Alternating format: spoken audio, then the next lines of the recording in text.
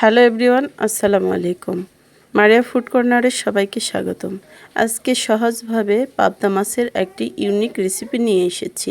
আপনারা তো পাবদা মাছ অনেকভাবেই খেয়েছেন, কিন্তু এভাবে খেয়ে দেখুন কতটা মজা লাগে। এখানে যে উপকরণগুলো নিয়েছি সব উপকরণগুলো আমি কেটে ধুয়ে রেডি করে নিয়েছি। এখানে নিয়েছি আলু কুচি, রসুন কুচি, পেঁয়াজ কুচি, টমেটো কুচি এবং কাঁচামরিচের কুচি। এখানে মাছগুলো সুন্দরভাবে কেটে ধুয়ে রেডি করে নিয়েছি। এখন লবণ হলুদ মাখিয়ে সুন্দর করে ম্যারিনেট করে নেব।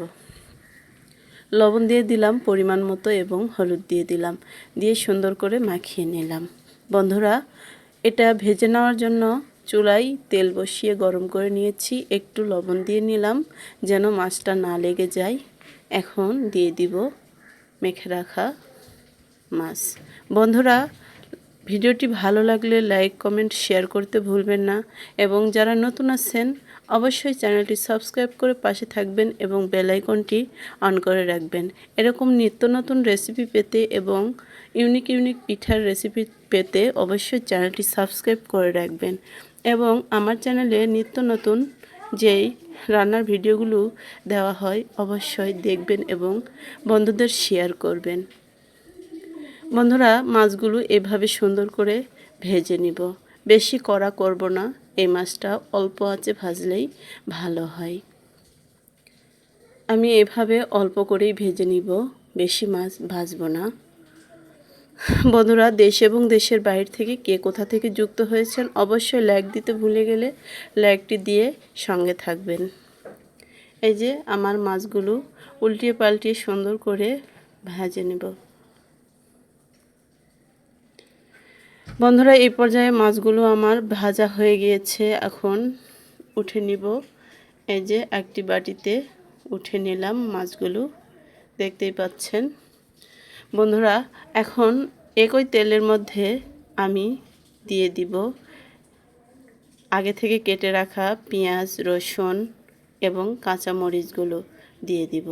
বন্ধুরা, অবশ্যই পেঁয়াজ, মরিচ, কাঁচামরিচ এবং রসুনগুলো সুন্দর করে একটু ভেজে নিতে হবে। বন্ধুরা, আমি যেহেতু সরিষার তেল দিয়ে রান্না করি, মাছটা ভেজে নেওয়ার জন্য একটু সয়াবিন তেল দিয়েছিলাম। এখন আমি এখানে দিয়ে দিলাম পরিমাণ মতো লবণ, দিয়ে দিব হলুদের গুঁড়া, দিয়ে দিব এখন শুকনা মরিচের গুঁড়া। এখন সুন্দর করে এটা একটু ভেজে নিব। বন্ধুরা, খুব সাধারণভাবে এই রান্নাটি করেছি, এতটা মজার খেতে যা বলে বোঝাতে পারবো না। অবশ্যই পুরো ভিডিওটি ফুল ওয়াচ করে দেখবেন এবং এই মজার রেসিপিটি উপভোগ করবেন। আমি এখানে সরিষার তেল দিয়ে নিলাম, কারণ এই তরকারিতে একটু তেল বেশি না হলে ভালো লাগে না। যেহেতু আলুর কুচি করা তরকারি, একটু তেল বেশিই লাগে। এখন এটা সুন্দর করে কিছুক্ষণ কষিয়ে নিব। কিছুক্ষণ ভাজা ভাজা করে নিলেই আমার এটা একটু সুন্দর, দেখুন কত সুন্দর একটা কালার এসছে।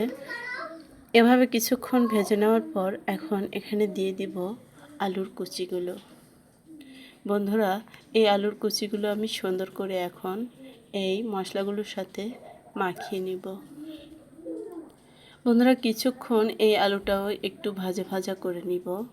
ভাজা ভাজা করে নেওয়ার পর দেখুন কতটা কালার আসছে, এতটা লোভনীয় হয়েছে যা বলে বোঝাতে পারবো না। এভাবে সুন্দর করে ভেজে নেবেন কিছুক্ষণ। বন্ধুরা, ভিডিওটি যদি ভালো লাগে অবশ্যই কমেন্টে একটি মন্তব্য রেখে যাবেন এবং বন্ধুদের কাছে শেয়ার করবেন। চ্যানেলটি যদি সাবস্ক্রাইব করে থাকেন অসংখ্য ধন্যবাদ, আর না করে থাকলে অবশ্যই চ্যানেলটি সাবস্ক্রাইব করে পাশে থাকবেন।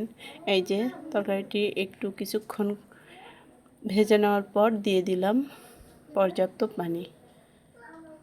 এখানে আমি পানি বেশি দিব না, কারণ এই তরকারিটা একদম আমি পানিটা শুকিয়ে ফেলবো, এই জন্য বেশি পানি দিলাম না। এখন আমি দিয়ে দিব ভেজে রাখা মাছগুলো। বন্ধুরা, ভেজে রাখা মাছগুলো এখনই দিতে হবে, তাহলে তরকারির একটা টেস্ট আলাদা আসে। মাছগুলো আমি দিয়ে দিলাম। বন্ধুরা, মাছগুলো এত বড় ছিল, মাছগুলো পেটটা একদম ডিমে ভরা ছিল। 2টি মাছে প্রায় আধা কেজির মতো ওজন ছিল। আমি সুন্দর করে মাছগুলো দিয়ে নিলাম। এখন বন্ধুরা কিছুক্ষণ রান্না করে নিব, যতক্ষণ পানিটা শেষ হবে না ততক্ষণ। এই যে তরকারির একদম বলক এসে গেছে। এখন দিয়ে দিলাম একটি টমেটো কুচি। টমেটো কুচিটা দিলে তরকারিটা খেতে আরও দুর্দান্ত স্বাদ হয়ে থাকে। এভাবে সুন্দর করে ঢাকা দিয়ে দিলাম। কিছুক্ষণ পর আবারও একটু নেড়ে চেড়ে দিব। এভাবে একটু নেড়ে চেড়ে আবারও সুন্দর করে ঢাকা দিয়ে দিব।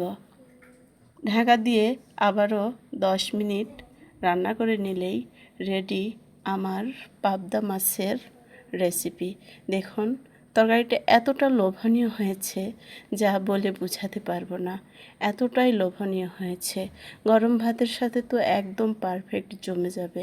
বন্ধুরা, অবশ্যই ভালো লাগলে একটি কমেন্ট রেখে যাবেন। কে কোথা থেকে দেখছেন অবশ্যই একটি কমেন্ট রেখে যাবেন এবং চ্যানেলটি সাবস্ক্রাইব করে পাশে থাকবেন। লাইক কমেন্ট শেয়ার করতে ভুলবেন না। সুস্থ থাকবেন, ভালো থাকবেন। এখানেই শেষ করছি। আবারও দেখা হবে অন্য একটি রেসিপি নিয়ে। আসসালামু আলাইকুম।